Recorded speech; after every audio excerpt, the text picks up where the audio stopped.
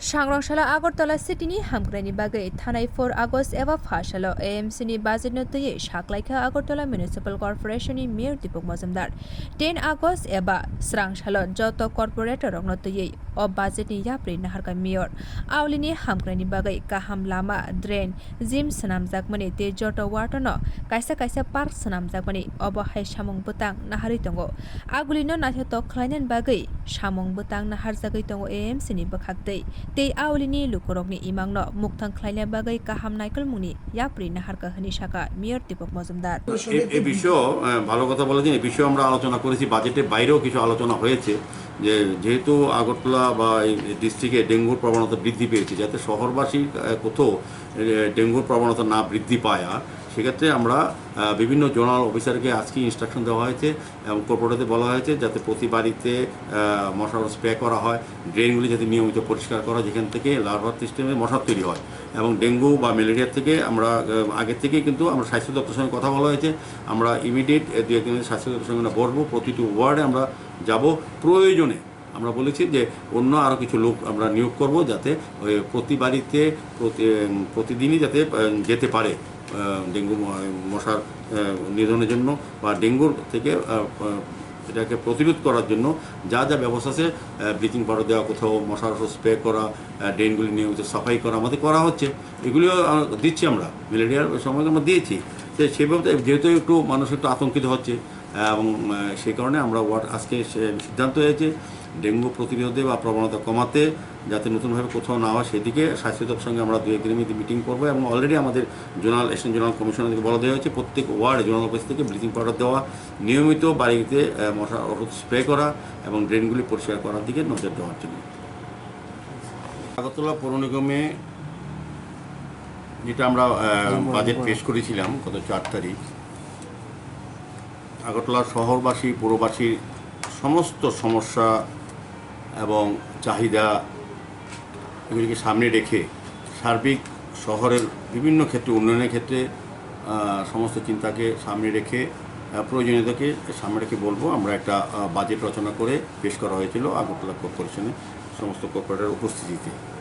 তো এটা আজকে 10 তারিখ আনুষ্ঠানিকভাবে, আগে বলা নির্ধারিত সময় ছিল যে আজকে এটা আলোচনা বিষয় ছিল এবং সমস্ত কর্পোরেটর অধিকাংশ কর্পোরেটর আলোচনা করেছেন। করার পর আজকে সর্বসম্মতিক্রমে আমাদের আগরতলা পৌরবাসীর জন্য যে উন্নয়নের জন্য যে বাজেট তৈরি করা হয়েছে বিভিন্ন ক্ষেত্রে নিকাশি ব্যবস্থা, রাস্তা, ড্রেন, আলোর ব্যবস্থা, পার্ক উন্নয়ন, জিম তৈরি করা, নতুনভাবে বিভিন্ন ওয়ার্ডে প্রত্যেকটি ওয়ার্ডে একটি করে পার্ক নির্মাণ করা এবং জিম তৈরি করা, বিভিন্ন ড্রেনগুলি সংস্কার করা, নিকাশি ব্যবস্থা আরও উন্নয়ন করার ক্ষেত্রে সার্বিক শহরকে সুন্দরভাবে সাজানোর জন্য যে বাজেট তৈরি করেছে 397 কোটি টাকা বাজেট আমরা পেশ করেছিলাম, সেটা আজকে সর্বসম্মতিভাবে এটা গৃহীত হয়েছে। তো আমি বলবো যে এটা মধ্যে আমাদের ঘাটতি আছে 55 লক্ষ টাকা দেখানো হয়েছে। এটা আমরা আমাদের নিজস্ব আয় থেকে আমরা আয় বৃদ্ধি করে রেভিনিউ আমরা এটা কালেকশন করে এই বাজেটের ঘাটতিটা আমরা মেটাতে পারবো। সার্বিকভাবে আগরতলা পৌরবাসী আমরা নতুন কোনো ট্যাক্স বৃদ্ধি করিনি।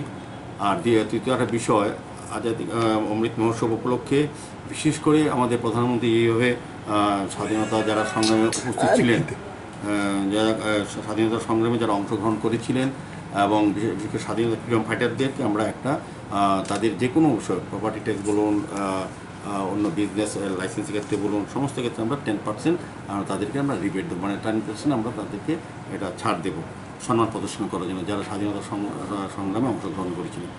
যাই হোক, সার্বিকভাবে আমি বলবো আগরতলা শহরের সার্বিক উন্নয়নের ক্ষেত্রে আমরা কিন্তু একটা শহরকে নতুনভাবে, বিশেষ করে আমাদের যে ওয়াটার লগিং যেটা ছিল আগরতলা শহরের জল জমা, যেটা জল যন্ত্রণা থেকে আগরতলা পৌরবাসীকে আমরা অনেকটাই রিলিফ দিতে পেরেছি। কথা অনুযায়ী আগামী দিন যাতে আরও কিছু করা যায় সুন্দরভাবে, আমরা আরও 3টি এডিশনাল ড্রেনেজ পাম্প আমরা বসাবো, একটা শকুন্তলা রোডে, একটা রামনগরে 4 নম্বরের দিকে, আর একটা হচ্ছে সৎসঙ্গ আশ্রম কৃষ্ণনগরের সন্নিকটে বসানো হবে, যাতে যে জলটা এখনও দেখানোর সময় আগরতলা শহরে থাকে বেশি বৃষ্টি হলেও সেগুলি যাতে সরিয়ে নেওয়া যায় সে ব্যবস্থা করা হবে।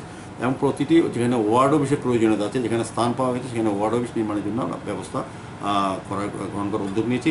অলরেডি আমাদের দায়িত্ব, গত বছর আমরা যখন প্রথম বাজেট করেছিলাম তখন প্রায় 4-5টি ওয়ার্ড অফিস অলরেডি আমরা কমপ্লিট পথে যাচ্ছি।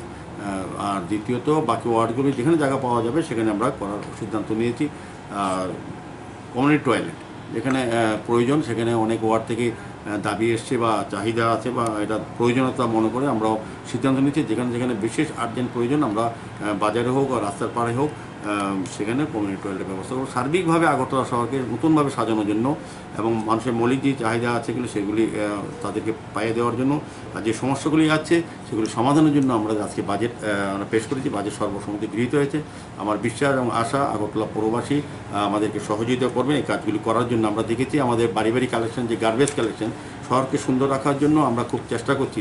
কিন্তু দুর্ভাগ্যের বিষয়, পরিতাপের বিষয় যে আগরতলা শহরে যারা সুনাগরিকরা আছেন তারা কিন্তু সবাই সচেতন, সজ্জন এবং সচ্ছল অধিকাংশ ক্ষেত্রে, কিন্তু আমাদের বাড়ি বাড়ি কালেকশনে 50% এখন আমরা কিন্তু কভার করতে পারিনি। যারা সহযোগে আমাদের এটাতে অংশগ্রহণ করছেন না। কারণ এই কারণে কী হচ্ছে, আমরা ড্রেনগুলি নিয়মিত 50% দিচ্ছেন না, বাকি 100% কিন্তু সার্ভিস আমরা দিচ্ছি। সেক্ষেত্রে কী হচ্ছে, আমাদের যারা শ্রমিকরা কাজ করছেন কিন্তু রাতের অন্ধকার বা কোথাও যত্র বাড়ি আবর্জনা তারা ফেলে দেন ড্রেনের মধ্যে বা রাস্তায় রাখেন। সেক্ষেত্রে আমাদের অনেকটা অসুবিধা হয় শহরকে সুন্দর পরিচ্ছন্ন রাখার ক্ষেত্রে। আমি তাদেরকে বলবো যারা এখনও অংশগ্রহণ করেনি বাড়ি বাড়ি কালেকশনের সঙ্গে আমাদের এই কর্মসূচির সঙ্গে, তাদেরকে অনুরোধ করা হচ্ছে তারা যাতে এটা করা। আমাদের আইনের ব্যবস্থা আছে যারা রাস্তা ফালে, কিন্তু আমরা চাই না আইন করে যাতে মানুষও তার নিজেরই তৈরি হয় যে আমার শহরকে, আমার বাড়িকে, আমার এলাকা সুন্দর রাখতে গেলে আমার এই কাজগুলি করতে হবে। পাশাপাশি একটা আবেদন রাখবো, প্রতি জায়গা থেকে, প্রতি এলাকা থেকে প্রতি সময়ে আপনার এই ধরনের আসে যে ড্রেন করা, রাস্তা নির্মাণ করা, আলোর ব্যবস্থা করা, নিকাশি ব্যবস্থা উন্নয়ন করা, সার্বিক যাতে পরিষ্কার পরিচ্ছন্ন থাকে শহর, এদিকে সবাই বলেন। কিন্তু এটাও বিষয় দুঃখের যে আমরা দেখেছি 49% মানুষ মাত্র আমাদেরকে কর দেয়। যে কর নিচ্ছে, আমরা কিন্তু কর বছর বছর বৃদ্ধি করি না, কিন্তু কাজগুলি করছি আমরা। তো আমরা অনুরোধ থাকবে বাকি 51% মানুষ যাতে আমাদেরকে নিয়মিত সময় মতো কর প্রদান করেন।